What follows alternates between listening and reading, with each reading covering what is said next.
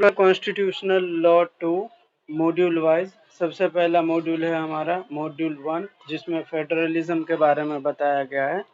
मैंने आप लोगों को शुरू में भी बताया था फेडरलिज्म का मतलब क्या होता है। फेडरलिज्म का मतलब होता है स्टेट और सेंटर के पास अपने अपने पास पावर है उनके, ठीक है, उनके पास अपने अपने अथॉरिटी है, अपने अपने राइट्स हैं, जिसको जैसे यूज करना है उसको वैसे वो यूज कर सकते हैं, ठीक है। यही है फेडरलिज्म, मतलब स्टेट और सेंटर के बीच के जो पावर है उसको डिवाइड किया गया है, वो अपने हिसाब से यूज करे या अपने हिसाब से यूज करे, इसमें कोई प्रॉब्लम नहीं है, ठीक है। इसके कुछ फीचर्स हैं, इंडियन फेडरलिज्म के कुछ फीचर्स हैं जो आपको जानना चाहिए। जैसे पहला है आपका डुअल पॉलिटी। ये तो मैंने बताया कि स्टेट गवर्नमेंट और सेंट्रल गवर्नमेंट अपने अपने लेवल पे लॉ बनाने के राइट रखते हैं। कोई भी एक दूसरे के पावर को वो एक्सरसाइज नहीं करेगा, ठीक है। सबके अपने अपने पावर हैं, सबको अपने अपने पावर को यूज करने का राइट रहेगा। हमारे कॉन्स्टिट्यूशन में इंडियन फेडरलिज्म के बारे में बहुत जगह बताया गया है, ठीक है। इसी के अंदर कुछ फीचर्स हैं जो आपको समझना था।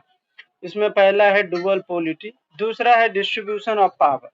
The constitution specifies the subject on which each level of government can legislate. Union list, state list, central, ये आपका कंकरेंट लिस्ट। आपको पता होगा हमारे कॉन्स्टिट्यूशन में 7th शेड्यूल में, ठीक है, ये 3 लिस्ट के बारे में जिक्र किया गया है, जिसमें कहा गया है कि यूनियन लिस्ट में यूनियन गवर्नमेंट को पावर रहेगा लॉ बनाने का, स्टेट लिस्ट में स्टेट को पावर रहेगा लॉ बनाने का, कंकरेंट लिस्ट में दोनों को पावर रहेगा।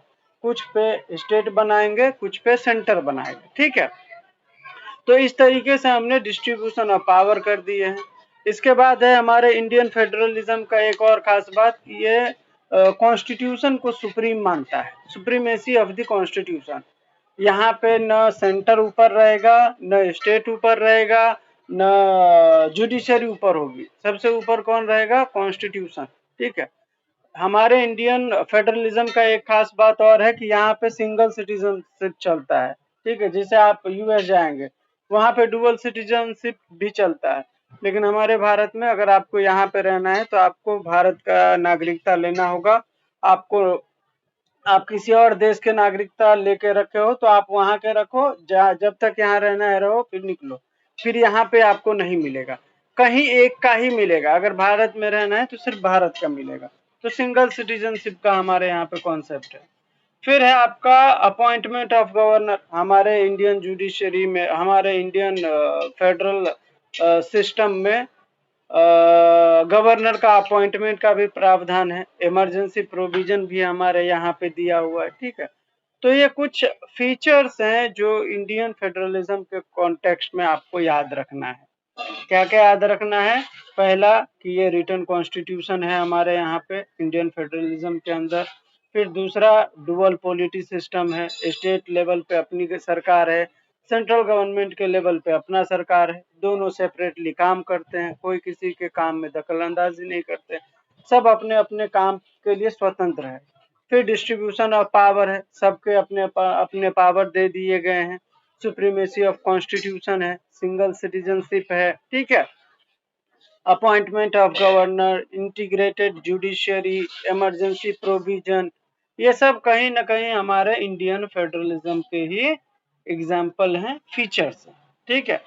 फिर आता है आपका concept of cooperative and competitive federalism. Cooperative federalism के बारे में हमने क्वेश्चन में भी देखा था, 6 मार्क्स में आया था कि कोऑपरेटिव फेडरलिज्म क्या होता है। तो फेडरलिज्म का मतलब क्या है? स्टेट और गवर्नमेंट दोनों इंडिपेंडेंट हैं और दोनों अपने अपने लेवल पे काम करेंगे, अपने अपने लेवल पे लॉ बनाएंगे। ये है फेडरलिज्म का कॉन्सेप्ट, ठीक है। कोऑपरेटिव का मतलब क्या है? कोऑपरेटिव का मतलब है स्टेट और सेंटर दोनों मिल के काम करेंगे, ठीक है, कोऑर्डिनेट करके काम करेंगे, एक दूसरे को हेल्प करेंगे, ठीक है। तो मतलब होता है ना कि भाई 5 भाई है तो पांचों भाई अगर मिल के काम करते हैं तो क्या बोलते हैं उसको? कोऑपरेशन के साथ काम करना। तो ऐसे ही फेडरलिज्म का मतलब स्टेट और सेंटर अपने अपने पावर एक्सरसाइज कर सकते हैं, लेकिन जब हम कोऑपरेटिव फेडरलिज्म की बात करते हैं तो यहाँ पे दोनों मिल के काम करेंगे, स्टेट और सेंटर दोनों कंधे से कंधा मिला के इस देश को चलाएंगे, ऐसा। ठीक है। एक होता है कॉम्पिटिटिव फेडरलिज्म। कॉम्पिटिटिव फेडरलिज्म का मतलब क्या है कि भाई एक स्टेट दूसरे स्टेट के साथ कंपटीशन में है, जैसे महाराष्ट्र और गुजरात। महाराष्ट्र में अपना चाहिए इंडस्ट्री, अपना यहाँ पे डेवलपमेंट चाहिए। गुजरात अपने तरफ चाह रहा है कि महाराष्ट्र का जो भी रहेगा हमारे इधर लेके आ जाते हैं, हम टैक्स कम कर देते हैं ताकि जो भी महाराष्ट्र का इंडस्ट्री है या कोई भी यहाँ पे जो लोग आते हैं वो हमारे यहाँ पे आने लगे। ठीक है। तो कहीं ना कहीं ये क्या है, ये कंपटीशन है। तो जब ये, लेकिन हेल्दी कंपटीशन है। अब ऐसा नहीं है कि एक स्टेट दूसरे स्टेट को गिराने की मंशा रखते हैं, नहीं। एक स्टेट दूसरे स्टेट से आगे बढ़ने की मंशा रखते हैं, गिराने की मंशा नहीं रखते। गिराने का मंशा रहेगा तो फिर वो रॉन्ग कंपटीशन है। हमारे यहाँ पे हेल्दी कंपटीशन होता है, एक स्टेट दूसरे स्टेट से कैसे बेहतर करे इसके बारे में हम बात करते हैं। तो ये क्या है, ये कंपटीशन है एक तरीके से। तो इसको हमको बोलते हैं कॉम्पिटिटिव फेडरलिज्म। ठीक है। और ये हेल्दी कंपटीशन होता है, हमेशा याद रखना। क्यों होता है, तो एफिशिएंसी इंप्रूव करने के लिए, गवर्नेंस में स्ट्रॉन्ग करने के लिए, ग्रोथ पाने के लिए। ठीक है। और कंपटीशन में क्या होता है, एक स्टेट दूसरे स्टेट से मतलब कंपेयर करके आगे बढ़ने की कोशिश करते हैं। तो इससे क्या होता है, वहां के जो लोग हैं उनको ज्यादा से ज्यादा फायदा मिलता है। ठीक है। तो अगर हेल्दी कंपटीशन चल रहा है तो ये कहीं ना कहीं पॉजिटिव अप्रोच है किसी भी स्टेट के। ठीक है। फिर तीसरा इंपॉर्टेंट टॉपिक है centre state relationship. Centre state relationship के बारे में भी हम लोगों ने 6 मार्क्स में बहुत अच्छे से किया था। ठीक है। कि आपको मैंने बताया था कि कानून बनाने के लिए जो हमारे कॉन्स्टिट्यूशन में 7th शेड्यूल में प्रावधान है स्टेट और सेंटर के लिए। ठीक है। स्टेट और सेंटर के लिए यहाँ पे 3 तरीके का लिस्ट दिया गया है। पहला है यूनियन लिस्ट, दूसरा है स्टेट लिस्ट, तीसरा है कंकरेंट लिस्ट। यूनियन लिस्ट में केवल पार्लियामेंट लॉ बना सकता है, स्टेट लिस्ट में केवल स्टेट असेंबली बनाएगी, कंकरेंट लिस्ट में दोनों बना सकता है, पार्लियामेंट भी और स्टेट असेंबली भी। ठीक है। कानून दोनों बना सकते हैं, लेकिन कंकरेंट लिस्ट में अगर दोनों कानून बनाते हैं और कोई कॉन्ट्राडिक्शन अराइज होता है, एग्जाम्पल के तौर पर, ठीक है, कि स्टेट ने कोई दारू पे, शराब पे कोई लॉ बनाया, ठीक है, और सेंटर ने भी उस पे कुछ लॉ बना दिया, अब दोनों में कॉन्ट्राडिक्शन हो रहा है। तो अगर ऐसा कोई परिस्थिति अराइज होगा तो आपको ये जानना पड़ेगा आर्टिकल 245 में केंद्र का कानून सर्वोपरि होगा। ठीक है। ये भी आपको याद रखना है। फिर हम डिस्ट्रीब्यूशन ऑफ लेजिस्लेटिव पावर की बात करेंगे। तो यूनियन लिस्ट में कुछ ऐसे प्रावधान है कानून बनाने के जो सिर्फ और सिर्फ यूनियन के पास है, जैसे डिफेंस के लिए कोई कानून बनाना हो, फॉरेन अफेयर के लिए कोई कानून बनाना हो, करेंसी के लिए कोई कानून बनाना हो, एटॉमिक एनर्जी से रिलेटेड कोई कानून बनाना हो, तो ये सारे यूनियन ही बनाएंगे। क्यों? क्योंकि ये यूनियन लिस्ट में ऐसे जो टॉपिक है वो दिए गए हैं। ठीक है। और यूनियन लिस्ट में अप्रोक्सीमेटली 100 मैटर्स हैं, 100 सब्जेक्ट है जिसके ऊपर यूनियन कानून बना सकता है। ऐसे ही फिर आपका स्टेट लिस्ट है। स्टेट लिस्ट के पास अपना कानून बनाने का अधिकार है। पुलिस के ऊपर कानून बनाना है, स्टेट बना सकता है। पब्लिक ऑर्डर पे बनाना है, स्टेट बना सकता है। एग्रीकल्चर पे बनाना है, स्टेट बना सकता है। पब्लिक हेल्थ के लिए बनाना है, स्टेट बना सकता है। और ऐसे ही 60 और सब्जेक्ट हैं जिसके ऊपर स्टेट बना सकता है, क्योंकि वो स्पेसिफिकली स्टेट लिस्ट में दिया हुआ है। ठीक है। फिर आता है आपका कंकरेंट लिस्ट। कंकरेंट लिस्ट में कॉमन सब्जेक्ट होते हैं, पार्लियामेंट और स्टेट लेजिस्लेचर दोनों मिलकर उसके ऊपर कानून बना सकते हैं। जैसे क्रिमिनल लॉ, हमारे पास बीएनएसएस है, ठीक है, कानून है, क्रिमिनल लॉ है, सेंटर ने कानून बना दिया। अब किसी स्टेट में ऐसा लगता है कि नहीं, यहाँ हमारे यहाँ पे इस लॉ का कोई काम नहीं है, ठीक है, मान के चलते हैं कोई पर्टिकुलर सेक्शन है, सेक्शन 249, ठीक है, उसका उस स्टेट को जरूरत नहीं है तो वो हटा सकता है। कुछ ऐसे ट्राइबल एरिया है जहाँ पे बीएनएसएस लागू ही नहीं होता, समझ रहे हो, उनका अपना कानून है। तो यहाँ यही बोल रहा है कि कंकरेंट लिस्ट में कुछ ऐसे नियम है, जैसे क्रिमिनल लॉ हो गए, शादी से जुड़े कानून हो गए, डाइवोर्स से जुड़े कानून हो गए, एजुकेशन से जुड़े कानून हो गए, और ऐसे ही 50 और अदर सब्जेक्ट हैं जिसके ऊपर स्टेट भी लॉ बना सकता है, सेंटर भी लॉ बना सकता है। ठीक है, तो और इसी में अगर दोनों का कॉन्ट्राडिक्शन अराइज होता है तो सेंटर का लॉ प्रिवेल करेगा। यह आर्टिकल 245 से 254 के अंदर समझाया गया है। ठीक है, इसी में एक आता है रेसिड्यूरी पावर। रेसिड्यूरी पावर का मतलब क्या होता है, अगर कोई ये 3 लिस्ट है, state list, union list, concurrent list. अब ये जरूरी तो नहीं है कि इसी तीनों लिस्ट में सारा कानून लिखा गया हो, कुछ ऐसी चीजें हैं जो अभी नया इजाद हुई है, जैसे साइबर क्राइम, पहले इतना नहीं था। डिजिटल अरेस्ट, पहले इतना नहीं था। डेटा थेफ्ट, टेक्नोलॉजी से जुड़े नए नए अपराध, ये पहले नहीं था। तो पहले नहीं था तो हमारे किसी लिस्ट में नहीं है, और हमारे किसी लिस्ट में नहीं है तो उस पर कानून कौन बनाएगा भाई। तो रेसिड्यूरी पावर बोलता है कि कोई ऐसा सब्जेक्ट जो इस तीनों लिस्ट में नहीं है और नया आया है तो उसके ऊपर कानून बनाने का पावर पार्लियामेंट को रहेगा, मतलब यूनियन गवर्नमेंट को रहेगा। ठीक है, यही है रेसिड्यूरी पावर। इसके बाद और मैंने आपको बताया था कि कुछ ऐसी परिस्थितियां होती है जो विशेष हो। ठीक है, तो ऐसे में भी स्टेट लिस्ट में अगर कोई कानून बनाना है तो सेंट्रल गवर्नमेंट भी बना सकता है, पार्लियामेंट भी बना सकता है। जरूरी नहीं है कि स्टेट लिस्ट में है तो स्टेट ही बनाए। ठीक है, कुछ ऐसे स्पेसिफिक मतलब सिचुएशन हो, कोई इमरजेंसी का सिचुएशन है, वहां पे भी जो आपका यूनियन गवर्नमेंट है वो लॉ बना सकते हैं। वो किसी भी विषय पे लॉ बना सकते हैं, भले वो विषय स्टेट लिस्ट का क्यों ना हो। ठीक है, तो ड्यूरिंग इमरजेंसी, नेशनल सिक्योरिटी और इंटरेस्ट के तौर पर कुछ ऐसे स्पेशल सिचुएशन अराइज हो गए हैं तब। ठीक है, और या रेसिड्यूरी कंडीशन में कि भाई कोई लॉ ही नहीं है पहले से, किसी लिस्ट में प्रावधान ही नहीं है, तो फिर यूनियन गवर्नमेंट बना देगा। ठीक है, ये है। इसके बाद आपका हम लोगों ने पढ़ा था कि स्टेट और सेंटर का जब हम रिलेशनशिप पढ़ते हैं तो यहाँ पे कुछ डॉक्ट्रिन है जो आपको पढ़ना पड़ता है। ठीक है, पहला है आपका doctrine of pith and substance. ठीक है, पिथ एंड सब्सटेंस का मैंने बहुत अच्छे से एग्जाम्पल बताया था आप लोगों को कि मान के चलिए स्टेट लिस्ट में लिखा हुआ है शराब के ऊपर कानून बनाने का राइट। ठीक है, तो स्टेट ने कानून बना दिया क्योंकि शराब बनाने का पूरा स्पेसिफिक पावर स्टेट को था। अब स्टेट ने शराब बनाया तो शराब में जरूरी है कि भाई शराब अगर कोई बेचेगा तो उसके ऊपर टैक्स लगेगा, तो शराब में उसके ऊपर प्रोविजन भी बना दिया गया टैक्स का। ठीक है, अब यहाँ पे सेंटर बोल रहा है कि नहीं, टैक्स का प्रोविजन तो मेरे अंडर है, तुम कैसे बना दिए, तुम कैसे टैक्स ले लोगे शराब पे। तुम शराब बनाओ क्योंकि बनाने का अधिकार है, तुमको टैक्स लगाने का अधिकार थोड़ी है। तो नहीं, अगर कोई शराब बनेगा तो वो बिकेगा भी, और बिकेगा तो बनाने का राइट अगर स्टेट के पास है तो बेचने का भी राइट स्टेट के पास आ गया।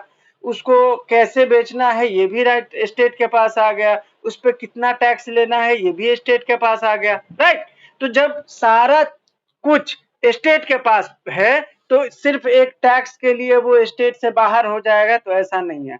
पिथ एंड सब्सटेंस यही बोलता है कि जब सारा का सारा मामला स्टेट में फॉल हो रहा है तो कोई एक पार्ट या कोई एक ऐसा सब्सटेंस है जो किसी और लिस्ट में है तो उसके लिए वो पूरा इनवैलिड नहीं माना जाएगा। ठीक है, क्योंकि पूरा ट्रू नेचर स्टेट में आ रहा है तो फिर स्टेट के ही पास वो पावर है। दूसरा था आपका doctrine of colourable legislation. Colourable legislation का मतलब क्या कि जो काम आप डायरेक्टली नहीं कर सकते आप वो काम इनडायरेक्टली भी नहीं कर सकते। ठीक है, मतलब जो काम आप सीधे सीधे नहीं कर सकते हो उसके ऊपर आप कलर लगा के जो है उस काम को नहीं कर सकते। सीधी बात, एग्जाम्पल के तौर पे मैंने बताया था कि एक केस लॉ था आपका, उसमें सुप्रीम कोर्ट ने कहा था कि 50% से ज्यादा रिजर्वेशन जो है वो नहीं दिया जा सकता, कतई नहीं दिया जा सकता। ठीक है, लेकिन एक बार क्या हुआ, इस महाराष्ट्र गवर्नमेंट ने मराठा रिजर्वेशन के नाम पर एक लॉ लाया जिसमें उन्होंने जो रिजर्वेशन दिया था वो उस जजमेंट से, जजमेंट का नाम था Indira Sahni versus state of कुछ था ऐसा, मतलब साहनी केस के नाम से फेमस है, इंदिरा साहनी के केस से। ठीक है, तो इंदिरा साहनी के केस में सुप्रीम कोर्ट ने कहा था कि 50% से ज्यादा नहीं होगा, और यहाँ स्टेट गवर्नमेंट मराठा रिजर्वेशन के नाम पर इकोनॉमिकली और सोशली वीकर सेक्शन के लिए रिजर्वेशन को एक्सटेंड कर दिया। ठीक है, तो कोर्ट ने कहा कि आप सोशली और इकोनॉमिकली बैकवर्ड के नाम पर गलत काम नहीं कर सकते। जो हमने पहले ही डिसाइड कर दिया कि आप रिजर्वेशन 50% से ज्यादा नहीं दे सकते, तो आप कौन होते हो कि सोशली और वीकरी सेक्शन के नाम पर आप 50% से ज्यादा एक्सटेंड कर दो? नहीं, जो आप डायरेक्टली नहीं कर सकते आप उसको इनडायरेक्टली भी क्यों करोगे? ठीक है, तो यही होता है डॉक्ट्रिन ऑफ कलरेबल लेजिस्लेशन। ठीक है, इसके बाद आता है आपका डॉक्ट्रिन ऑफ एक सेकेंड, डॉक्ट्रिन ऑफ रिपग्नेंसी। रिपग्नेंसी का मतलब क्या होता है? स्टेट और यूनियन के लॉ में कहीं पे कॉन्फ्लिक्ट अराइज होगा, कॉन्ट्राडिक्शन अराइज होगा, तो वहां पे यूनियन का लॉ प्रिवेल करेगा। ये है आपका डॉक्ट्रिन ऑफ रिपग्नेंसी। ठीक है, कुछ केस लॉज हैं लैंडमार्क, जैसे state of West Bengal versus Union of India का केस, जिसमें सुप्रीम कोर्ट ने कहा था कि यूनियन गवर्नमेंट का सुप्रीमेसी हमेशा मेंटेन होगा। ठीक है, स्टेट के कॉन्टेक्स्ट में। दूसरा आया था Hoechst pharmaceutical company versus state of Bihar, इसमें सुप्रीम कोर्ट ने रिपग्नेंसी का डॉक्ट्रिन इजाद किया था। KC Gajapati versus state of Odisha colourable legislation के ऊपर लैंडमार्क जजमेंट। फिर है आपका Union of India versus HS Dhillon, ये रेसिडरी पावर का जो है कॉन्सेप्ट इसके अंदर आया था, और सुप्रीम कोर्ट ने कहा था कि अगर कोई नया चीजें आती है, ठीक है, समाज में, और उसके ऊपर कानून बनाना है और वो तीनों लिस्ट में कहीं पे भी नहीं है, तो फिर वो पावर यूनियन गवर्नमेंट को रहेगा। ठीक है, इसके बाद लास्ट कॉन्सेप्ट है आपका अमेंडमेंट के बारे में इस पर्टिकुलर मॉड्यूल में। तो अमेंडमेंट जो है आपके कॉन्स्टिट्यूशन के आर्टिकल 368 में दिया गया है। इसमें कहा गया है कि parliament can amend the constitution. ठीक है, लेकिन वो बेसिक स्ट्रक्चर को ये अमेंड नहीं कर सकते। ये बेसिक स्ट्रक्चर का डॉक्ट्रिन आया था आपके केशवानंद भारती के केस से। इससे पहले सुप्रीम कोर्ट ने कहा था कि 368 में पार्लियामेंट कुछ भी अमेंड कर सकता है, इंक्लूडिंग फंडामेंटल राइट। ठीक है, लेकिन केशवानंद भारती के केस से ये मामला पलट गया और सुप्रीम कोर्ट ने कहा कि नहीं, कुछ चीजें हैं जो पार्लियामेंट कभी नहीं अमेंड कर सकती। ठीक है, जैसे बेसिक स्ट्रक्चर। बेसिक स्ट्रक्चर में क्या आएगा आपका? बेसिक स्ट्रक्चर में आएगा फंडामेंटल राइट। ठीक है, बेसिक स्ट्रक्चर में आएगा जुडिशियल रिव्यू, बेसिक स्ट्रक्चर में आएगा rule of law, basic structure में आएगा supremacy of constitution, basic structure में आएगा सेपरेशन ऑफ पावर। ये सारी चीजें कभी भी अमेंड नहीं की जा सकती। ठीक है, तो ऐसा सुप्रीम कोर्ट ने कहा। तो पार्लियामेंट जो है अब 368 के तहत कॉन्स्टिट्यूशन में अमेंड कर सकता है, लेकिन ये सारी चीजें अमेंड नहीं की जा सकती। अमेंडमेंट के भी बहुत सारे प्रकार होते हैं, 3 टाइप के मेजरली माने जाते हैं जिससे अमेंडमेंट हो सकता है। पहला सिंपल मेजोरिटी से अमेंडमेंट, दूसरा स्पेशल मेजोरिटी से अमेंडमेंट, और तीसरा है special majority plus state ratification. ठीक है, अब ये आपका ये क्या बोलते हैं, सिंपल मेजोरिटी का मतलब क्या होता है कि उस दिन, जिस दिन ये बिल टेबल पे रखा गया, उस दिन कितने मेंबर आए, सदस्य कितने, जितने सदस्य आए होंगे उस दिन उस संसद में, उसमें से 50% से ज्यादा जिसको वोट मिल गया वो पास हो जाएगा। ठीक है, मान के चलिए उस दिन, मान के चलो हमारे संसद में टोटल सीट जो है 543 है, 543। ठीक है, और उस दिन आया था टोटल मेंबर 250। अब 250 आया था, लेकिन उसमें सरकार के पक्ष में जो वोट है वो गिरा था आपका 126। ठीक है, और 124 जो है डिसफेवर में गया। तो यहाँ पे 126 जो है एक एक्स्ट्रा हो गया ना, 250 का हम आधा करें तो 125, लेकिन +1 हो गया यहाँ पे, तो बिल पास हो सकता है। ये सिंपल मेजोरिटी। ठीक है, छोटे मोटे काम के लिए, जैसे अभी हाल ही में आया था पेपर लीक प्रोहिबिशन एक्ट। ठीक है, जिसमें कहा गया कि अगर पेपर लीक होता है तो उसके ऊपर जो है सजा होगा। इस एक्ट का नाम था शायद पब्लिक एग्जामिनेशन बिल, ठीक है। तो ये सिंपल मेजोरिटी से हो गया, जितने मेंबर आए थे उसमें आधा से ज्यादा ने फेवर में दिया, हो गया पास। दूसरा होता है स्पेशल मेजोरिटी। स्पेशल मेजोरिटी का मतलब क्या है, जितना संसद में बंदा है मतलब सदस्य है उसका 2/3 मेजोरिटी, ठीक है, उस बिल के फेवर में वोट देना चाहिए, और वो टोटल मेजोरिटी जो उस संसद का है, ठीक है, इस्टेब्लिश, उसका 50% से ज्यादा होना चाहिए। एग्जाम्पल के तौर पर समझते हैं, हमारे संसद की संख्या है 543, संसद में मेंबर की संख्या, ठीक है। उस पर्टिकुलर दिन आए थे मेंबर कितने, 450, मान के चलते हैं 450 आया था। अब वहां पे 2/3 चाहिए ना मेजोरिटी पास होने के लिए, तो 2/3 हम अगर निकालते हैं 450 का तो 300 होता है, ठीक है। तो मान के चलते हैं 300 वोट हमारे फेवर में आ गए, बिल हो गया पास। ऐसा मान के चलेंगे कि बिल पास हो गया क्योंकि 2/3 हो गया। अब यहाँ पे एक और कॉन्सेप्ट रहता है कि वो 2/3 जो है आपके टोटल से 50% से एक्स्ट्रा होना चाहिए, ठीक है। तो टोटल हमारे पास कितना था, 543 मेंबर की संख्या, ठीक है। अब 543 का 50% कितना हो जाता है आपका 272 होगा शायद, ठीक है, 272 मान के चलते हैं। तो यहाँ पे हमारे पास वो मिला कितना था, 300, तो 272 से एक्स्ट्रा ही है ना 300, ठीक है, बिल हो गया पास। तो ये दोनों क्राइटेरिया आप फुलफिल करेंगे तभी आपका बिल पास होगा, ये है स्पेशल मेजोरिटी।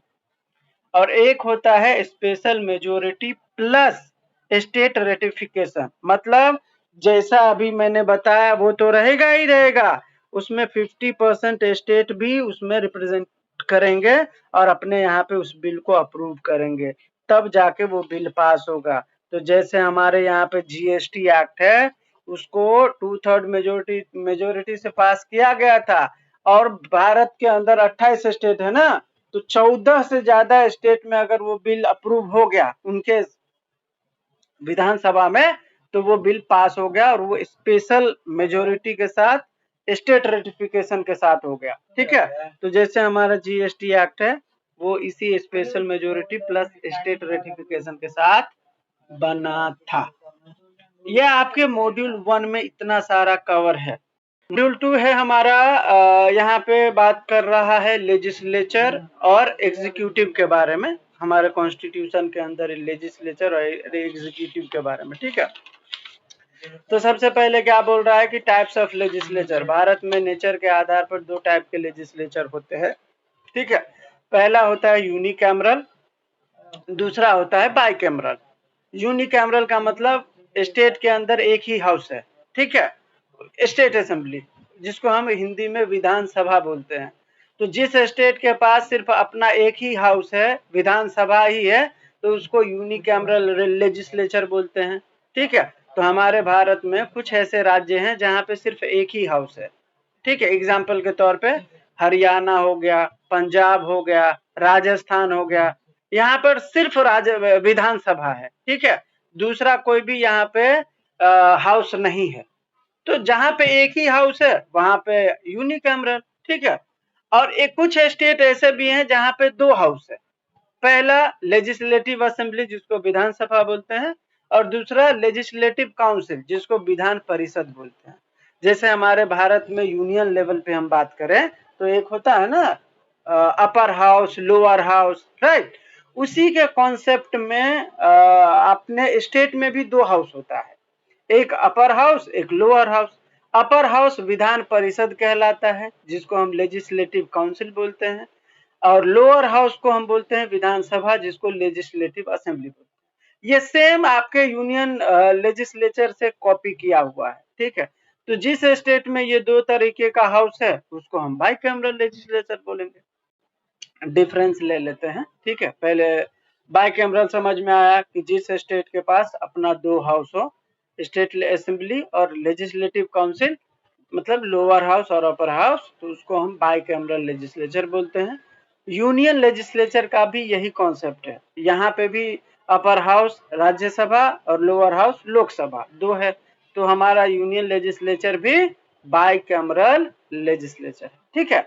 बाइकैमरल लेजिस्लेचर का एग्जांपल है आपका महाराष्ट्र, उत्तर प्रदेश, कर्नाटका, बिहार और बहुत सारे स्टेट हैं, ठीक है। दोनों में अगर हम मेजर डिफरेंस की बात करें तो यूनिकैमरल मतलब one state one house, bicameral मतलब टू हाउस। यूनिकैमरल का मतलब फास्टर लॉ मेकिंग, क्यों? क्योंकि एक ही हाउस है, फटाफट लेके आओ बिल पास करा लो। और जहां पे दो हाउस है वहां पे थोड़ा सा स्लाइटली वो डिफिकल्ट होता है कि अब दोनों बिल जाएगा, दोनों संसद में दोनों जगह पास होगा, फिर मतलब यहाँ पे थोड़ा सा टाइम लगता है, ठीक है। यूनिकैमरल में क्योंकि एक हाउस है तो यहाँ पे जो खर्च आता है सरकार का वो बहुत कम आता है। बाइकैमरल में ज्यादा आता है, क्यों? क्योंकि यहाँ पे बिल दोनों जगहों पे पास होगा, बैठेंगे लोग, खाएंगे पिएंगे, मतलब खर्चा बढ़ेगा, ठीक है। यूनिकैमरल का एग्जाम्पल हरियाणा, बाइकैमरल का एग्जाम्पल महाराष्ट्र, ठीक है। तो उम्मीद है आपको ये समझ में आया होगा।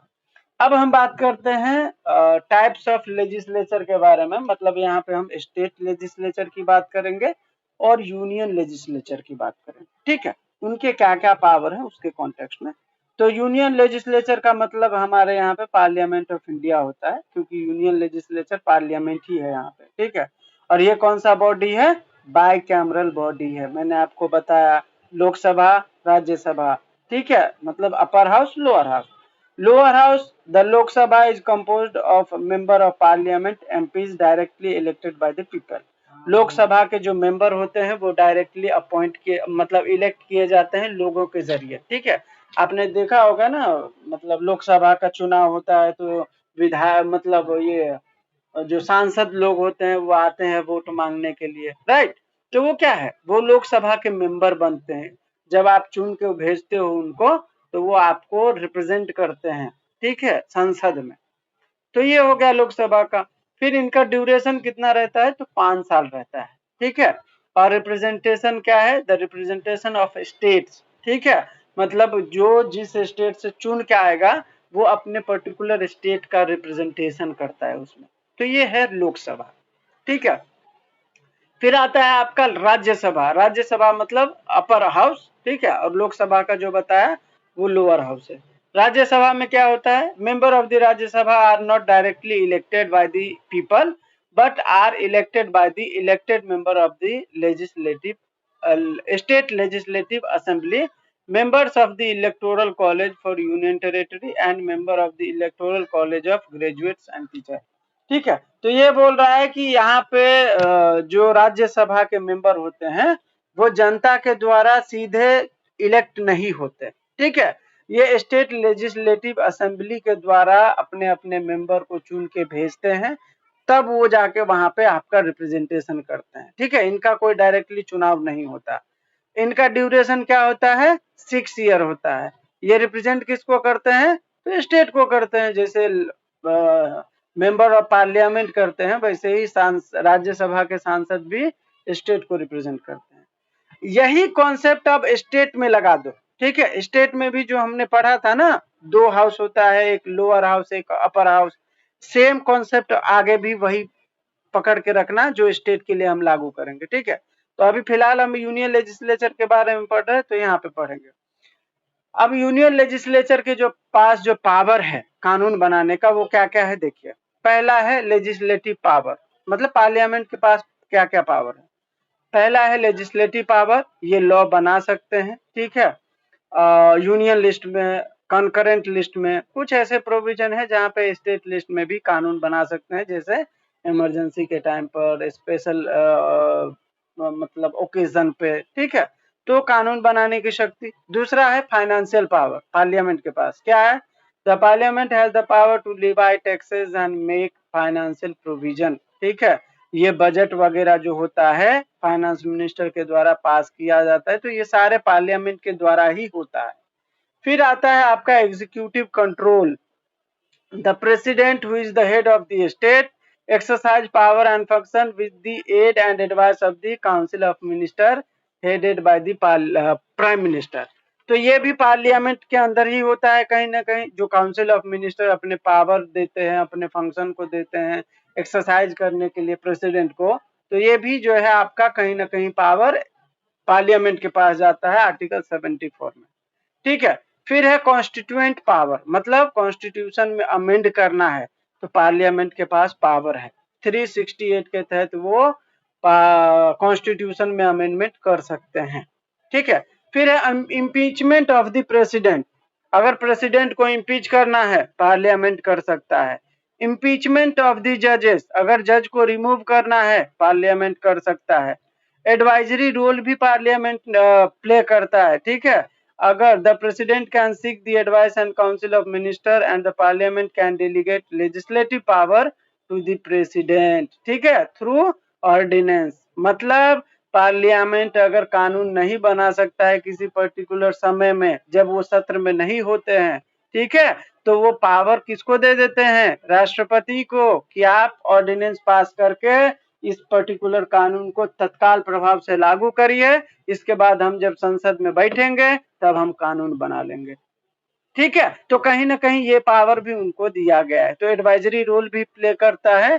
फिर है आपका control over the executive, executive जो भी काम करते हैं वो सारा पावर पार्लियामेंट के पास होता है, ठीक है। उनको कैसे रेगुलेट करना है, उनको उनके क्या क्या फंक्शन होने चाहिए, ठीक है, उनके क्या क्या राइट्स होने चाहिए, उनको क्या क्या पावर दिया जाना है, ये सारा कौन डिसाइड करता है, पार्लियामेंट डिसाइड करता है, ठीक है। पार्लियामेंट के पास कुछ इलेक्टोरल फंक्शन भी होते हैं, जैसे प्रेसिडेंट का इलेक्शन है पार्लियामेंट कंडक्ट कराएगा, वाइस प्रेसिडेंट का है पार्लियामेंट कंडक्ट कराएगा। कुछ और एडिशनल पावर हैं, जैसे नए स्टेट बनाना है पार्लियामेंट के पास पावर है, इमरजेंसी लागू करना है पार्लियामेंट के पास पावर है, ठीक है।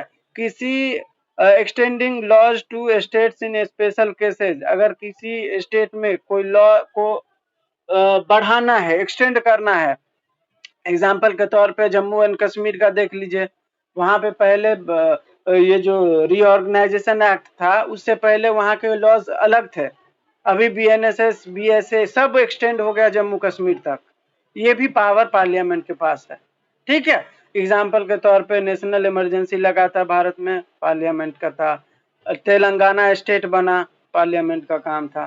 तो ये सारे इसके अंदर। अब हम स्टेट लेजिस्लेचर की बात करते हैं, क्योंकि हमने यूनियन का समझ लिया। स्टेट लेजिस्लेचर में भी बाई कैमरल हो सकता है, यूनिकैमरल भी हो सकता है। तो हम यूनिकैमरल को छोड़ दें कुछ स्टेट को, तो सारे स्टेट बाई कैमरल है। तो बाई कैमरल में भी दो सभा ये है, house, lower house upper house. Lower house का जो सिस्टम था अपने लोकसभा में कि डायरेक्ट इलेक्शन होगा, वैसे ही यहाँ पे भी डायरेक्ट इलेक्शन होता है। वहां पे भी 5 साल का था क्राइटेरिया कि वो 5 साल तक मेंबर रहेंगे, यहाँ पे भी 5 साल तक मेंबर रहेंगे, ठीक है। वहां पे भी, वहां पे स्टेट को रिप्रेजेंट करते थे, यहाँ पे डिस्ट्रिक्ट को रिप्रेजेंट करेंगे, ठीक है। अब लेजिस्लेटिव काउंसिल यहाँ पे कौन सा हो गया आपका, राज्यसभा। राज्यसभा में हमने डायरेक्ट अपॉइंट किया था किसी मेंबर को, नहीं, तो हम यहाँ पे भी स्टेट काउंसिल में भी डायरेक्ट अपॉइंट नहीं कर सकते, ठीक है। यहाँ पे भी मेंबर को चुन के दिया जाएगा, ठीक है। वहां पे उनका कितना था राज्यसभा में टर्न ड्यूरेशन 6 ईयर, यहाँ पे भी इनका 6 ईयर है, ठीक है। यहाँ पे वहां पे भी वो स्टेट को रिप्रेजेंट करते थे, यहाँ पे ये अपने लोकल अथॉरिटी या डिस्ट्रिक्ट को रिप्रेजेंट करेंगे, ठीक है। पावर सेम टू सेम है, यहाँ पे भी स्टेट के पास जिस जैसे आपके यूनियन गवर्नमेंट के पास अपने लेवल पे पावर है, यहाँ पे स्टेट के पास अपने लेवल पे पावर है, ठीक है। स्टेट का बजट क्या होगा, स्टेट गवर्नमेंट डिसाइड करेगा, ठीक है। इसके बाद आपका लेजिस्लेटिव पावर, अगर स्टेट के अंदर कोई कानून बनाना है तो स्टेट के पास पावर है, ठीक है। अगर गवर्नर को किसी को इम्पीच करना है तो वो स्टेट, मतलब गवर्नर को इम्पीच करना है या हाई कोर्ट के किसी जज को, लोअर कोर्ट के किसी जज को हटाना है, कौन डिसाइड करेगा, स्टेट लेजिस्लेचर, ठीक है। इसके बाद आपका एग्जीक्यूटिव के ऊपर कंट्रोल करना है, तो यहाँ भी स्टेट जो है अपने क्या बोलते हैं, राज्यसभा जो है, मतलब राज्यसभा नहीं बोलेंगे यहाँ पे हम बोलेंगे आपका दरगाह, हाँ हाँ, नहीं इंग्लिश में ढूंढ रहा हूँ मैं सर इसको,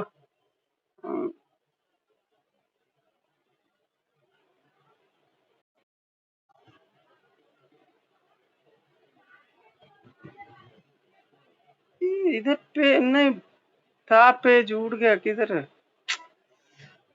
लेजिस्लेटिव काउंसिल, लेजिस्लेटिव काउंसिल बोलते हैं, ठीक है। मतलब जैसे लोकसभा है हमारे यहाँ पे, तो वो हो गया आपका स्टेट असेंबली, ठीक है। और राज्यसभा होता है तो यहाँ पे लेजिस्लेटिव काउंसिल होता है, विधान परिषद, सर ने सही बोला, विधान परिषद, ठीक है। तो हमने अभी जो डील किया वो विधान परिषद मतलब राज्यसभा के कंपैरेटिव में देखेंगे तो दोनों सेम है, वहां पे दो, यहाँ पे दो, वहां पे जितना राइट यहाँ पे भी उतना ही राइट, ठीक है। तो वो यूनियन लेवल पे है, ये स्टेट लेवल पे। एमपी जो मेंबर ऑफ पार्लियामेंट होते हैं, क्योंकि हमने यूनियन लेजिस्लेचर पढ़ा, ठीक है। तो यूनियन लेजिस्लेचर में कौन होता है? पार्लियामेंट होता है। पार्लियामेंट में कौन होते हैं? एमपी होते हैं, ठीक है। तो एमपी होते हैं, तो एमपी के बारे में भी आपको समझना पड़ेगा कि उनके राइट क्या है, प्रिविलेज क्या है, ठीक है। फिर हमने स्टेट लेजिस्लेचर पढ़ा, स्टेट को कौन रिप्रेजेंट करता है? एमएलए करता है, ठीक है। तो एमएलए की पावर प्रिविलेज क्या है, आपको ये समझना है। तो यहाँ पे एक और बात याद रखना, जो हम एमपी के कॉन्टेक्स्ट में पढ़ने वाले हैं, सेम एमएलए के पास है, ठीक है। एमपी के पास यूनियन लेवल पे है, स्टेट के पास, ये एमएलए के पास स्टेट लेवल पे है। तो जो प्रिविलेज एमपी को मिला है वही प्रिविलेज एमएलए को भी मिलेगा, जो राइट एमपी को मिला है वही राइट आपके एमएलए को भी मिलेगा, ठीक है। तो वैसे वर्षा है, अगर आपने एमपी को अच्छे से समझ लिया ना तो आपको एमएलए अपने आप समझ में आ जाएगा, ठीक है। तो याद रखिएगा। अभी हम बढ़ते हैं आगे, देखिए मेंबर ऑफ पार्लियामेंट के बारे में हम समझते हैं, qualification, disqualification, privilege of member of parliament, ठीक है। तो क्या है क्वालिफिकेशन? पहला देखिए, to be eligible for membership in the Lok Sabha, जिसको हम हाउस ऑफ द पीपल या लोअर हाउस भी बोलते हैं, a person must be a citizen of India, be at least 25 years old, possess other qualification as prescribed by the parliament, ठीक है। तो मेरे हिसाब से पार्लियामेंट का कोई और अदर क्वालिफिकेशन नहीं है, सिर्फ यही है कि 25 साल से ऊपर का हो, ठीक है, और सिटीजन हो भारत का, ठीक है। बाकी तो आप जैसे चुनाव लड़ोगे, जीतोगे तो आओगे तो आओ, ऐसा है। To be eligible for membership in the Rajya Sabha, जब हम दोनों स्टेट की बात करेंगे, ठीक है, तो राज्यसभा में भी सेम है, सिटीजन होना चाहिए इंडिया का, लेकिन यहाँ पे बी एटलीस्ट 30 इयर्स ओल्ड, ठीक है, possess other qualification as prescribed by parliament। तो पार्लियामेंट जो भी और अदर क्वालिफिकेशन प्रिस्क्राइब करती है तो वो तो रहेगा ही रहेगा, बाकी वो भारत का नागरिक होना चाहिए और 30 साल से ऊपर का होना चाहिए, ठीक है। ये है, तो ये हो गया आपके क्वालिफिकेशन। अब आता है डिस्क्वालिफिकेशन ऑफ मेंबर, ठीक है। A person shall be disqualified for being chosen as and for being a member of either house of parliament, ठीक है। मतलब या तो वो राज्यसभा या लोकसभा दोनों में मेंबर नहीं हो सकते अगर वो पहला hold any office of profit under the government of India, अगर कोई भी ऑफिस ऐसा वो होल्ड करके रखा है जिसके ऊपर वो सैलरी पाता है, प्रॉफिट ले रहा है, तो उसको आप एमपी नहीं बना सकते, ठीक है। other than office declared by the parliament by law not to disqualify its holder, ठीक है। अगर पार्लियामेंट के द्वारा कुछ ऐसे नियम है तो वो अलग है, ठीक है। अदर देन, बाकी में अगर आप प्रॉफिट होल्ड कर रहे हो किसी ऑफिस से तो आप एमपी नहीं बन सकते, ठीक है, आप डिस्क्वालीफाई माने जाओगे। आर ऑफ अनसाउंड माइंड, ठीक है, अगर वो अनसाउंड माइंड है तो भी उसको एमपी नहीं बनाया जा सकता, डिस्क्वालीफाई हो जाएगा। आर एंड अनडिस्चार्ज इंसॉल्वेंट, ठीक है, आपका बोल रहा है are not a citizen of India, ठीक है, भारत का नागरिक नहीं रहेगा तब वो कैसे ही बनेगा, ठीक है, ये तो सही बात है। इसके बाद है have voluntarily acquired the citizenship of India in breach of the law, ठीक है, मतलब भारत के कानून को तोड़ करके अगर वो सिटीजनशिप लिया है तो भी वो एमपी नहीं बन सकता है। हैव बीन डिस्क्वालीफाइड बाय और under any law by made by parliament, अगर भारत के संसद के द्वारा कोई ऐसा लॉ बनाया गया था और जिसके तहत अगर वो डिस्क्वालीफाइड है तो वो एमपी नहीं बन सकता है। अब एमपी को कुछ प्रिविलेज भी दिया गया है, क्या क्या है? पहला, freedom of speech, members have the freedom of speech in parliament.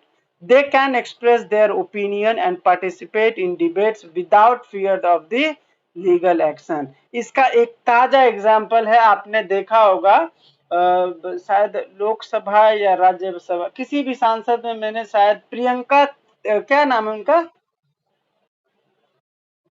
नहीं नहीं नहीं, उन्होंने क्रिटिसिज्म नहीं किया। अभी इन्होंने प्रियंका चतुर्वेदी नाम है ना,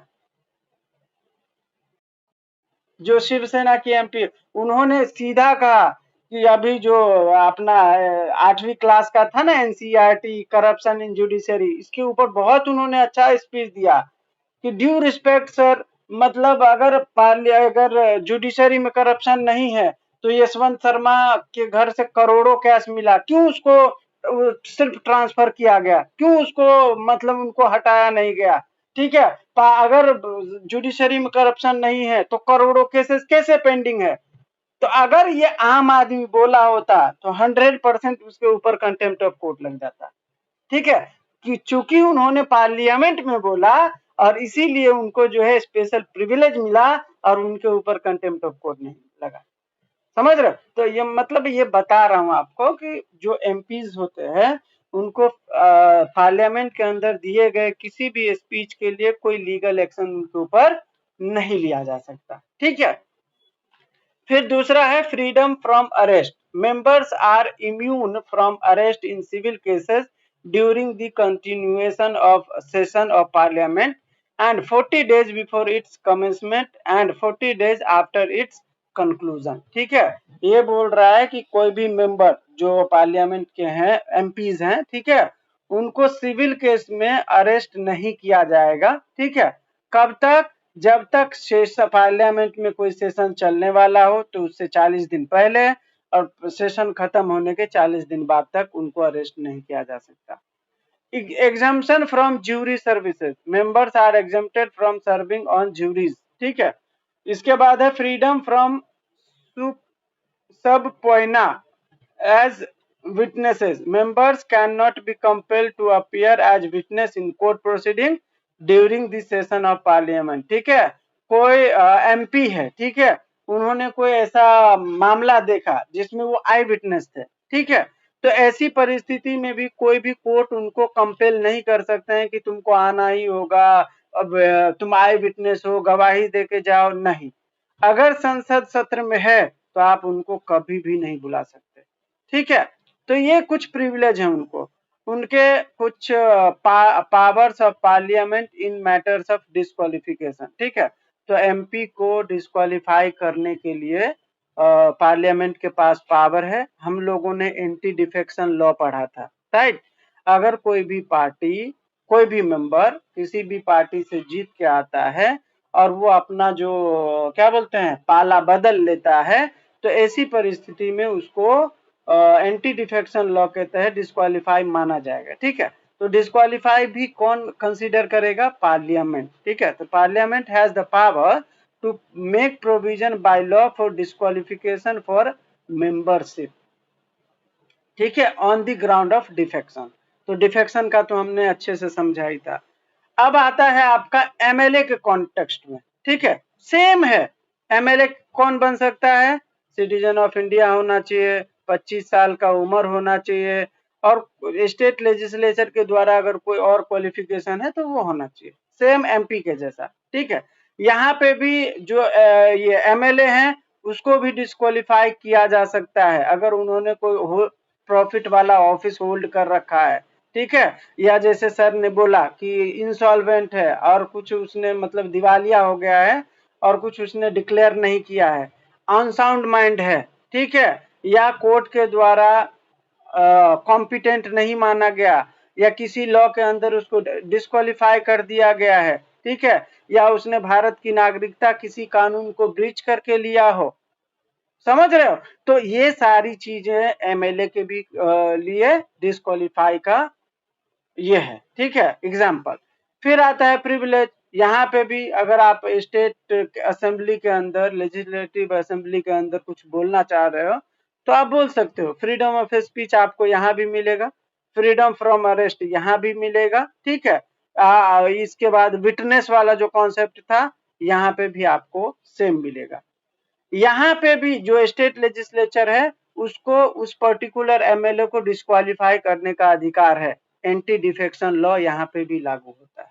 ठीक है, तो एमपी समझ लिया आपने, एमएलए समझ लिया आपने, साथ ही साथ हमने आपको एंटी डिफेक्शन लॉ भी बताया था कि एंटी डिफेक्शन लॉ ऐसा लॉ है जो किसी मेंबर को अगर किसी पार्टी से जीता हुआ है और वो दूसरा पार्टी बदल लेता है तो उसको डिस्क्वालीफाई किया जा सकता है। ये इसलिए किया जाता है क्योंकि अगर हर पार्टी ऐसे ही जीते हर मेंबर और दूसरे पार्टी में चला जाए तो सरकार गिर जाती है। सरकार गिरेगा तो पूरा स्टेट जो है वो हो जाता है, पूरा उसका जो अथॉरिटीज है वो सब मतलब एडमिनिस्ट्रेटिव प्रोसीजर जो होता है वो पूरा हिल जाता है। ठीक है, तो इसको रोकने के लिए एंटी डिफेक्शन लॉ लाया गया था। समझ रहे हो? इसके अंदर कौन कौन कवर होते हैं? एमपी होता है, एमएलए होता है, जैसे कि मैंने बताया था आपको। ठीक है, इसके बाद है आपका law making procedure. Law making procedure क्या होता है? तो लॉ मेकिंग प्रोसीजर में सबसे पहले आता है बिल। ठीक है, कि कोई भी कानून तब बनता है जब संसद में बिल आता है। बिल का मतलब ड्राफ्ट। जब मुझे कोई कानून बनाना होगा तो उसका मैं डॉक्यूमेंट तो बनाऊंगा ना कि मुझे किस चीज पे कानून बनाना है, कैसा बनाना है। तो उसका जब ड्राफ्ट बनाया जाता है और उस ड्राफ्ट को संसद में रखा जाता है तो उसको हम बोलते हैं बिल। ठीक है, बिल को जो है दोनों हाउस में लाया जाता है, राज्यसभा में भी, लोकसभा में भी। बिल जो है आपके 5 टाइप के होते हैं, मैंने शुरू में भी बताया था कि कितने टाइप के बिल होते हैं। ठीक है, एक होता है गवर्नमेंट बिल जिसको हम सरकारी बिल बोलते हैं। कौन लाते हैं? तो सरकार में जो मंत्री पोस्ट को होल्ड करके रखते हैं, मतलब जो मंत्री होता है, ठीक है, सरकार में, वो उस बिल को लाते हैं। ठीक है, जनरली कोई कानून बनाना हो या कानून में कोई बदलाव की जरूरत है तो वो लाते हैं, जैसे शिक्षा के ऊपर कोई बिल हो गया, ठीक है, या बजट का कोई बिल हो गया, ऐसे। ये बिल जो होता है इसका खास बात यह है कि सरकार इसे तुरंत पास करा लेता है। क्यों? क्योंकि सरकार का मंत्री लाया है। सरकार मतलब सरकार के जो मंत्री हैं वो अभी सरकार में है, सरकार में ज्यादा मेंबर है तभी तो सरकार है, तो ज्यादा मेंबर है तो पास भी करा लेगा आसानी से। तो गवर्नमेंट बिल का खास बात यह है कि ये तो आसानी से पास हो जाता है। दूसरा है आपका private member bill. Private member bill का मतलब है निजी सदस्य बिल। ये कोई भी ला सकता है अदर देन मिनिस्टर। अगर वो मिनिस्टर नहीं है, ठीक है, और वो बंदा बिल लेके आता है तो वो प्राइवेट मेंबर बिल होता है। ये उस मतलब पार्टी के कोई भी मेंबर ला सकते हैं, अपोजिट पार्टी के कोई भी मेंबर ला सकते हैं जो मिनिस्टर नहीं है। ठीक है, इस बिल को पास कराने में थोड़ा सा मुसीबत आता है क्योंकि इस बिल को लाने वाला कोई मंत्री है नहीं जो सपोर्ट करेगा। ठीक है, ये कोई अदर भी हो सकता है तो इसको थोड़ा सा चांस कम होता है। और इसमें छोटे मोटे कानून होते हैं, जैसे सोसाइटी से जुड़ा हुआ कोई कानून हो गया, सड़क के सुधार में कोई कानून हो गया, ऐसा। तीसरा होता है आपका मनी बिल, जिसको फाइनेंशियल बिल भी कहा जाता है। ठीक है, हिंदी में वित्तीय बिल बोलते हैं। पैसा या बजट से जुड़ा कोई भी कानून बनेगा तो मनी बिल ही लाया जाएगा। टैक्स के ऊपर है, गवर्नमेंट के एक्सपेंडिचर के ऊपर है, या बजट के कोई प्रोविजन के लिए है, तो ऐसे में मनी बिल लाया जाता है। ठीक है, खास बात यह है कि मनी बिल को सिर्फ लोकसभा में पास कराना जरूरी होता है, राज्यसभा में मनी बिल की जरूरत नहीं होती। राज्यसभा को अगर लगता है कि अपना एडवाइस देना है तो दे सकते हैं, लोकसभा के ऊपर है लेना है या नहीं लेना है। ठीक है, ये याद रखिएगा। फिर आता है आपका ऑर्डिनरी बिल। ऑर्डिनरी बिल के बारे में तो आपको पता ही होगा, सामान्य बिल। कोई भी छोटा मोटा कानून बनाना है, ठीक है, पानी का बिल बनाना, ये राइट टू वाटर बिल लाया था, सेंट्रल यूनिवर्सिटी बिल आया था अभी हाल ही में। ये सब ऑर्डिनरी बिल है। ठीक है, सामान्य मेजोरिटी से पास करके कर लिया जाता है। फिर आता है आपका कॉन्स्टिट्यूशनल अमेंडमेंट बिल। जब संविधान में आपको बदलाव करने की जरूरत हो तब आप कॉन्स्टिट्यूशनल अमेंडमेंट बिल लाते हैं। खास बात इसका यह है कि ये लोकसभा और राज्यसभा में दोनों में 2/3 मेजोरिटी से पास होना चाहिए। ठीक है, कुछ केसेस में तो स्टेट असेंबली का भी कंसेंट लगता है, जैसे अभी मैंने बताया था ना, special majority plus state ratification, वही वाला कॉन्सेप्ट है। जैसे 42nd अमेंडमेंट हुआ था, 86 अमेंडमेंट हुआ था, महिलाओं के लिए रिजर्वेशन दिया गया था, ये सारे कॉन्स्टिट्यूशन में अमेंडमेंट करके लाए गए थे। ठीक है, तो ये कॉन्स्टिट्यूशन अमेंडमेंट बिल है प्रेसिडेंट के बारे में और वाइस प्रेसिडेंट के बारे में। ठीक है, और फिर हम पढ़ेंगे गवर्नर के बारे में, क्योंकि एग्जीक्यूटिव डिपार्टमेंट के ये हेड होते हैं। ठीक है, प्रेसिडेंट कौन है, तो प्रेसिडेंट के बारे में आर्टिकल 58 में दिया गया है। प्रेसिडेंट कौन हो सकता है, a person to be eligible for election as a president must be a citizen of India, have completed the age of 35, be eligible for election as a member of Lok Sabha, not hold any office of profit। ठीक है, same MP जैसा यहाँ पे भी concept है। वहां पे 30 साल था, यहाँ पे 35 साल है। वहां पे भी भारत का नागरिक, यहाँ पे भी भारत का नागरिक। वहां एमपी बनने के लिए जो जो योग्यता थी, वही योग्यता यहाँ पे भी किसी बंदे में होगा, तभी वो प्रेसिडेंट बनेगा। ये भी याद रखिएगा। ठीक है, एलिजिबल होना चाहिए वो लोकसभा के मेंबर बनने के लिए। इसके बाद वहां पे भी था कि आप कोई भी प्रॉफिट वाला ऑफिस होल्ड करके नहीं रख सकते।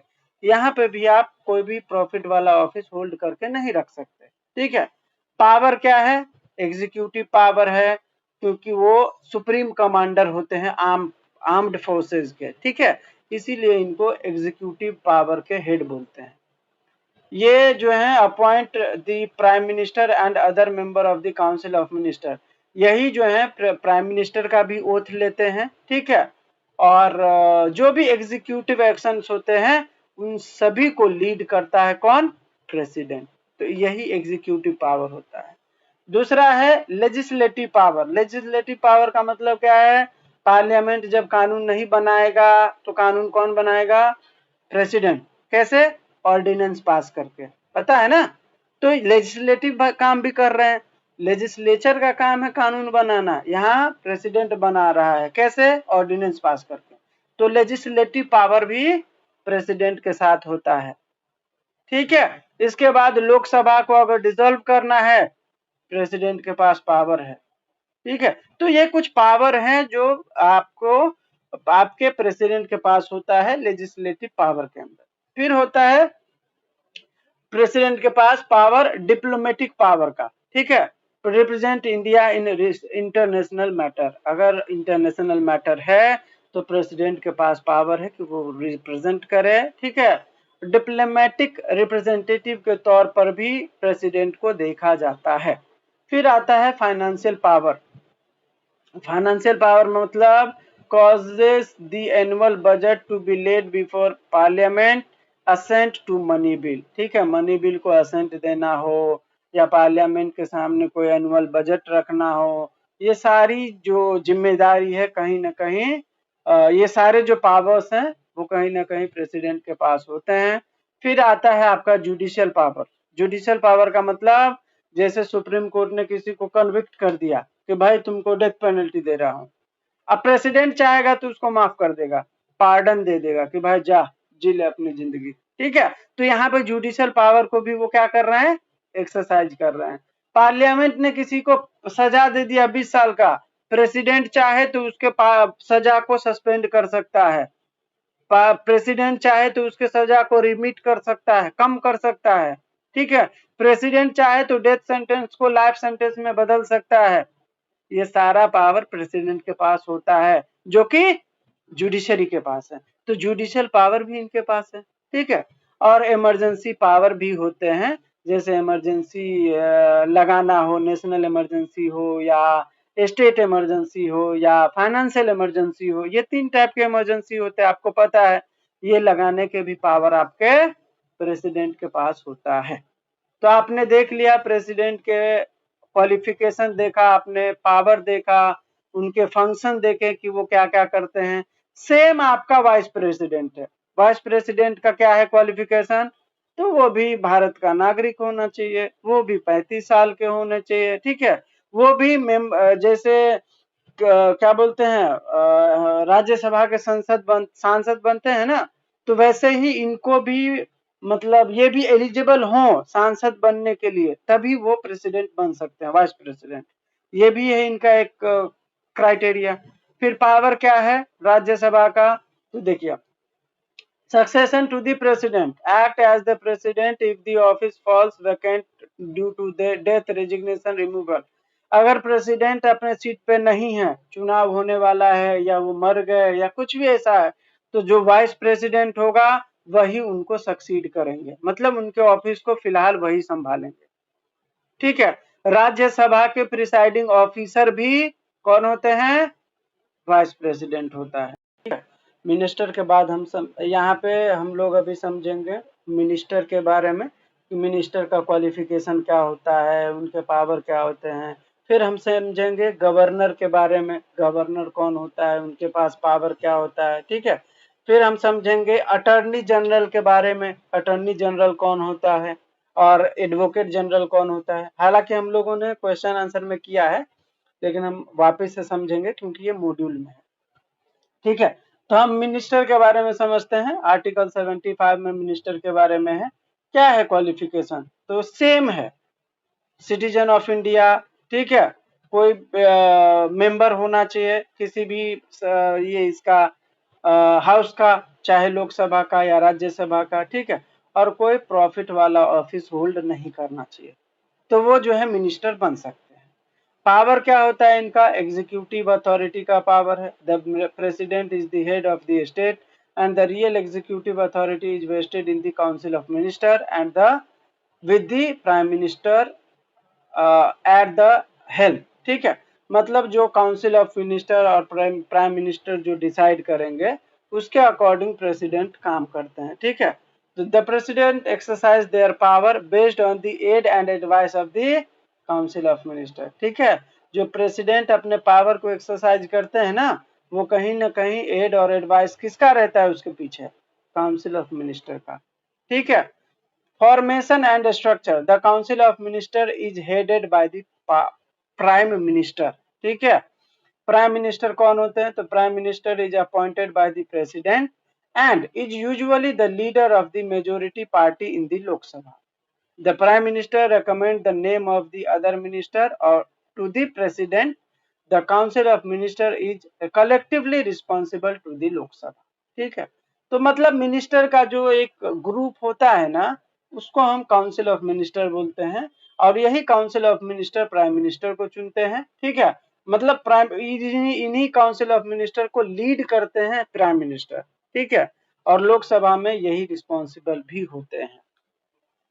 फिर आता है आपका गवर्नर। गवर्नर कौन हो सकता है, क्वालिफिकेशन क्या है, तो सिटीजन ऑफ इंडिया होना चाहिए, 35 साल एज होना चाहिए, 35 ईयर्स। ठीक है, और वो एलिजिबल होना चाहिए गवर्नर के पोस्ट के लिए।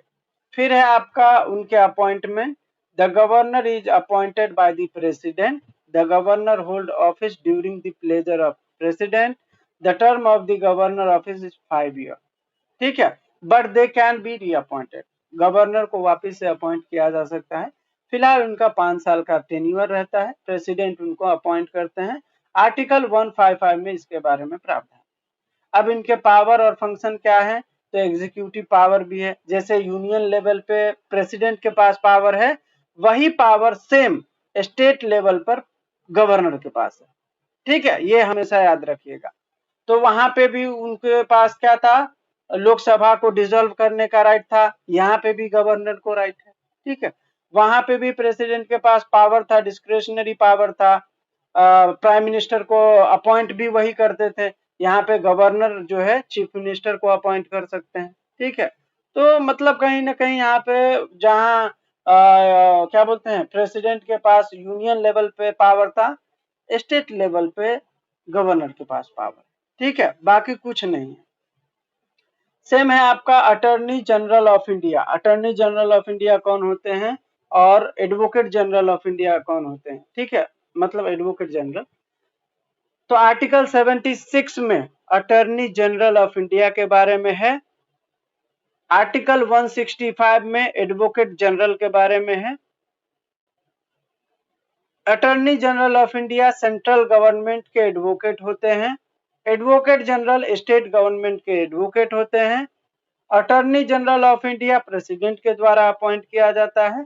एडवोकेट जनरल गवर्नर के द्वारा अपॉइंट किया जाता है। अटॉर्नी जनरल सुप्रीम कोर्ट के जज के क्वालिफिकेशन के बराबर होते हैं और एडवोकेट जनरल हाई कोर्ट के जज के बराबर क्वालिफाइड होते हैं।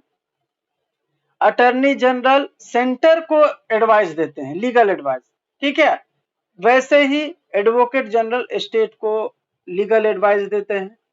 अटॉर्नी जनरल जो है सुप्रीम कोर्ट में अपीयर होते हैं, एडवोकेट जनरल जो है हाई कोर्ट में अपीयर होते हैं, ठीक है। उनका अपीयरेंस वहां पे ज्यादा रहता है, ठीक है। अटॉर्नी जनरल का जो पार्टिसिपेशन है वो पार्लियामेंट में भी होता है, एडवोकेट जनरल का स्टेट लेजिस्लेचर में होता है। दोनों के पास वोटिंग राइट नहीं होता है। एडवोकेट अटॉर्नी जनरल के पास जो टेन्योर होता है वो प्रेसिडेंट के अधिकार में आता है, ठीक है। उनको अगर रखना है या अगर कुछ उन्होंने गलती करी है या उनके पावर को एक्सटेंड करना है, जो भी करना है, प्रेसिडेंट के प्लेजर पे अटॉर्नी जनरल होते हैं। ऐसे ही गवर्नर के प्लेजर पे एडवोकेट जनरल होते हैं। नेक्स्ट है हमारा मॉड्यूल 3। क्या बोल रहा है? Judicial activism. क्या है जुडिशियल एक्टिविज्म? आप लोगों को बताया था मैंने कि देखिए डेमोक्रेसी के 3 पिलर हैं, ठीक है। कौन कौन से हैं? लेजिस्लेचर, एग्जीक्यूटिव और जुडिशरी। लेजिस्लेचर लॉ बनाता है, एग्जीक्यूटिव लॉ इन्फोर्स कराता है और जुडिशरी लॉ को इंटरप्रेट करता है, ठीक है। मेनली उनका काम यही है कि वो लॉ को इंटरप्रेट करे। बावजूद इसके जुडिशरी बहुत सारे कामों में एक्टिवली पार्टिसिपेट करते हैं, ठीक है। तो सिर्फ लॉ इंटरप्रेट करने का ही काम वो नहीं करते हैं। जब जुडिशरी आपको सोशल जस्टिस के ऊपर इंटरप्रेट करने लगे, ठीक है, करप्शन के ऊपर अपने गाइडलाइन जारी करने लगे, गवर्नमेंट पॉलिसी के अगेंस्ट जजमेंट देने लगे, तो समझ लो जुडिशरी एक्टिवली काम कर रहे हैं। और जब जुडिशरी एक्टिवली काम करते हैं तो हम उसको जुडिशियल एक्टिविज्म बोल सकते हैं, ठीक है। तो जब कोर्ट अपना रोल एक्टिवली मतलब एक्सरसाइज करने लगता है, कॉन्स्टिट्यूशनल वैल्यूज को, ठीक है, सोशल जस्टिस को इंश्योर करने की कोशिश करता है, फंडामेंटल राइट को स्ट्रॉन्ग करने की कोशिश करता है, गवर्नमेंट की अकाउंटेबिलिटी को फिक्स करने की कोशिश करता है, तो समझ लो जुडिशरी अपने लेवल से बहुत आगे बढ़ चुकी है और यही जुडिशियल एक्टिविज्म भी है, ठीक है। अब जज आए, कानून कोई बना है, उसमें इंटरप्रेट करे, बोले कि भाई ये कानून थोड़ा सा गड़बड़ है, इसको सीधा कर लीजिए, ठीक है। क्या है ये? कुछ जुडिशियल एक्टिविज्म का मतलब क्या?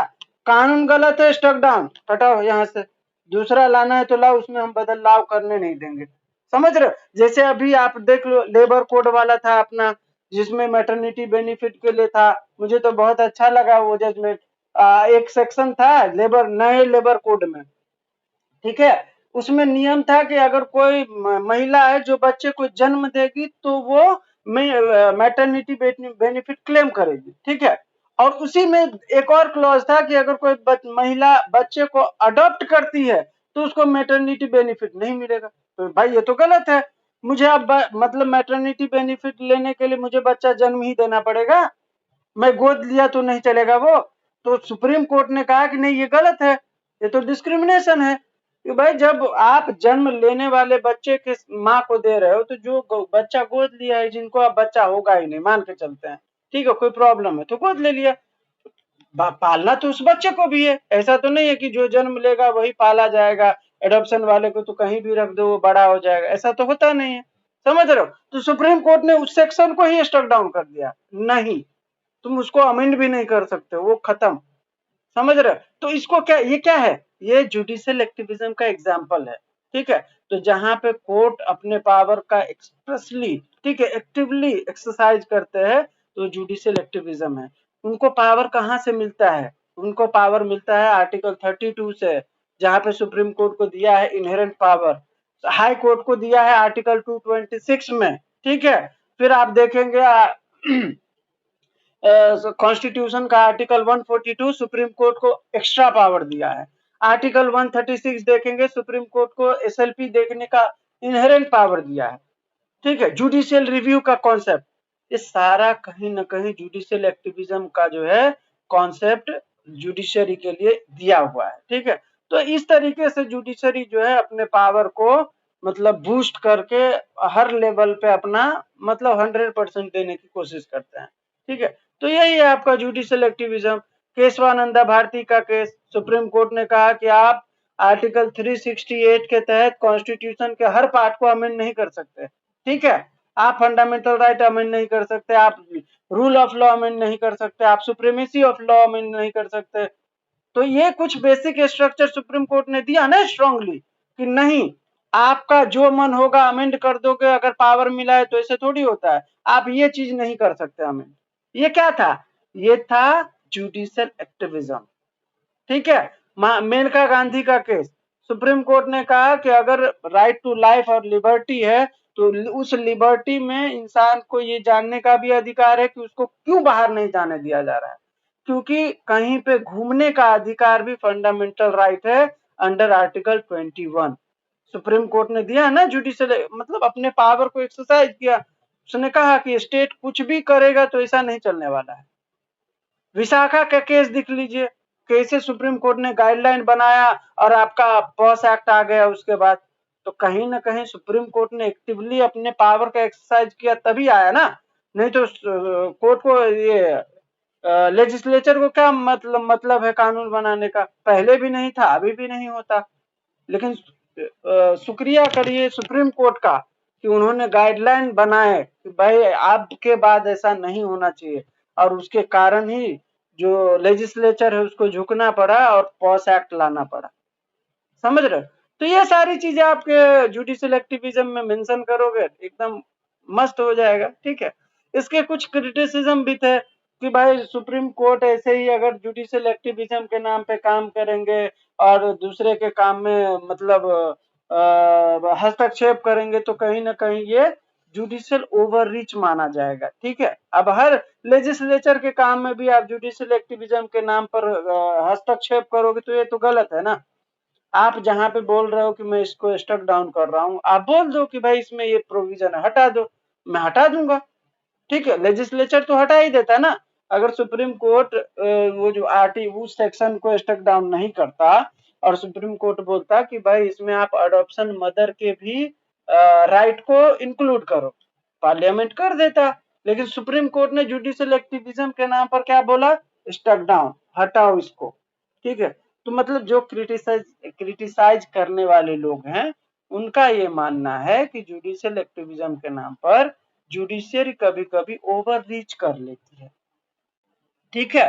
और जजेस के अपने पर्सनल व्यूज अलग हो सकते हैं, लेकिन लेजिस्लेचर के भी मकसद को आपको देखना पड़ेगा ना कि लेजिस्लेचर किस मकसद से उस प्रोविजन को लाया था, ठीक है। तो कहीं ना कहीं ये सारी चीजें हैं।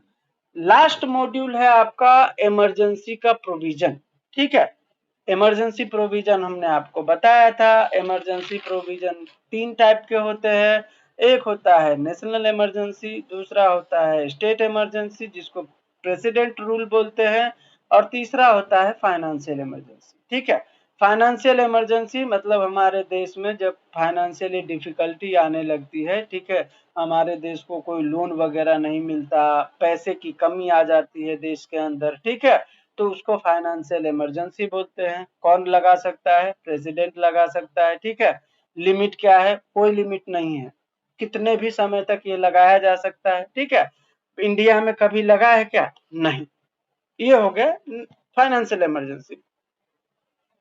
किस आर्टिकल में है? आर्टिकल 360। फिर आता है स्टेट इमरजेंसी जिसको प्रेसिडेंट रूल बोलते हैं। किसी स्टेट में सरकार अगर सही से काम नहीं कर रही है या सरकार गिर गया है, सर उस स्टेट का जो व्यवस्था है पूरा डगमगा गया है, तो वहां पे प्रेसिडेंट रूल लगाया जाता है, ठीक है। जहां पे प्रेसिडेंट का जो है शासन, जिसको बोलते हैं राष्ट्रपति शासन लगना, ठीक है। हाल ही में बंगाल में लगाने पर जो है लोगों ने जोर दिया था कि यहाँ पे बहुत मारपीट हो रहे हैं, दंगे हो रहे हैं, सरकार इसको रोकने में फेल हो गई है। तो जब स्टेट मशीनरी फेल हो जाती है रूल ऑफ लॉ को मेंटेन करने में, तब प्रेसिडेंट रूल लगाया जा सकता है। इसका प्रोविजन आपके आर्टिकल 356 में है, और ये 6 महीने तक लगाया जा सकता है, और अगर इसको एक्सटेंड करना हो तो 3 साल तक किया जा सकता है, लेकिन पार्लियामेंट का अप्रूवल लगेगा, ठीक है। प्रेसिडेंट रूल कब लगता है? जब गवर्नर अपना रिपोर्ट प्रेसिडेंट को भेजे कि यहाँ की स्थिति बहुत दयनीय हो चुकी है, यहाँ पे प्रेसिडेंट रूल लगाना चाहिए, तब प्रेसिडेंट रूल मतलब स्टेट इमरजेंसी लगती है। ठीक है, फिर है आपका main national emergency. National emergency जब देश में ही कोई वॉर का सिचुएशन अराइज हो जाए, या कोई एक्सटर्नल अग्रेशन हो जाए, या आर्म्ड रेबेलियन हो जाए, जैसे आपका बांग्लादेश में हुआ था। ठीक है, जैसे एक और कोई देश था जहाँ पे हो गया था। ठीक है, तो जब अपने ही सैनिक विद्रोह हो जाते हैं, तो ऐसी परिस्थिति में नेशनल इमरजेंसी लगाया जाता है। नेशनल इमरजेंसी का प्रोविजन आर्टिकल 352 में दिया गया है। यहाँ भी प्रेसिडेंट ही लगाते हैं। ठीक है, ठीक है। अब यहाँ पे है आपका जो नेशनल इमरजेंसी लगता है, वहां पे कुछ राइट आपके कर्टेल किए जा सकते हैं। ठीक है, emergency power are not beyond judicial scrutiny. मतलब मिनर्वा मिल का केस था जहां पे सुप्रीम कोर्ट ने कहा कि इमरजेंसी का जो पावर है प्रेसिडेंट के पास, वो जुडिशियल स्क्रूटिनी के बियॉन्ड नहीं है। मतलब जुडिशियल स्क्रूटिनी उसका किया जा सकता है। नेशनल इमरजेंसी के दरमियान आपके आर्टिकल 19, 20, 21 को जो है कर्टेल किया जा सकता है। ठीक है, ये याद रखिएगा। आपके फ्रीडम ऑफ स्पीच और एक्सप्रेशन को सीधा सीधा सस्पेंड किया जा सकता है जब नेशनल इमरजेंसी लगेगी। तो suspension of other fundamental right as well. ठीक है, कौन कौन से राइट आपके कर्टेल नहीं हो सकते हैं? तो आर्टिकल 20 और 21 के तहत दिए गए जो राइट्स हैं उसको कर्टेल नहीं किया जा सकता ड्यूरिंग इमरजेंसी भी। ये कब जोड़ा गया? इससे पहले होता था, जब 44th अमेंडमेंट आया, उसमें कहा गया कि राइट अंडर आर्टिकल 20 और 21 कभी भी सस्पेंड नहीं हो सकता। ठीक है, इससे पहले सरकारें सस्पेंड कर देती थी। समझ गए? तो अब इफेक्ट क्या होता है इसका? तो इफेक्ट होता है कि भाई फेडरल स्ट्रक्चर पर थोड़ा सा प्रेशर पड़ता है, एक्स्ट्रा ऑर्डिनरी सिचुएशन आ जाती हैं। ठीक है, स्टेट मशीनरी वगैरह सब फेल हो जाता है, यहाँ पे सेंटर को फिर लॉ बनाना पड़ता है। तो ये सारी चीजें हैं इसके अंदर जो आपको समझना